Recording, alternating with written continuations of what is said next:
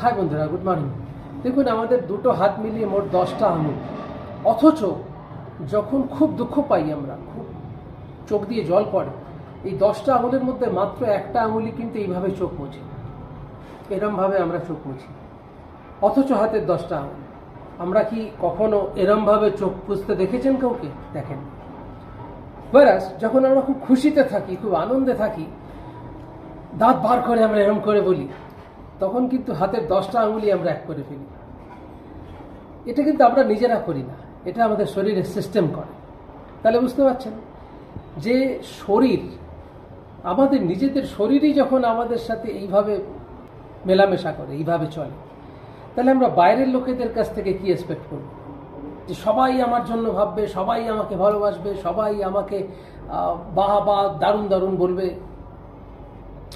ওই বাইরে যতজন দেখছেন তার মধ্যে হয়তো একটা দুটো মানুষ আমার বিপদের সময় আমার পাশে দাঁড়াবে, আর বাদ বাকি সব ছবি হয়ে আমার পাশে, সুখের দিনে আমার পাশে দাঁড়িয়ে এরকম করে সেলফি তুলবে।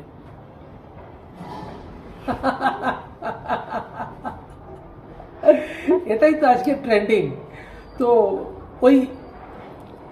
ওইরকম ভাবে যারা দাঁড়িয়ে থাকে, নারাজ না, এরকম ভাবে যারা দাঁড়িয়ে থাকে তারা কেউ আপনজন নয়। কিন্তু যারা দেখবেন গম্ভীর হয়ে পাশে দাঁড়িয়ে আছে বিপদের দিনে, ছবিতে নেই, তোর কি প্রবলেম বল, আমি আছি, টেনশন নিস না, আমি দেখছি, চিন্তা করছে, ফোন করছে কেউ কে তাকে, চল ওর না এই প্রবলেম হয়েছে, চল তো আমরা ওর পাশে দাঁড়াই। এইটা হচ্ছে আপনজন।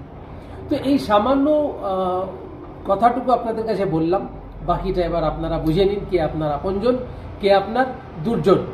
অর্থাৎ ছবিতে দাঁড়িয়ে থাকে, একটু কিরম করে যেন মুখটা। তো চলুন দেখতে থাকুন, সঙ্গে থাকুন, চ্যানেল সাবস্ক্রাইব করবেন, এই অনুরোধটুকু রইল।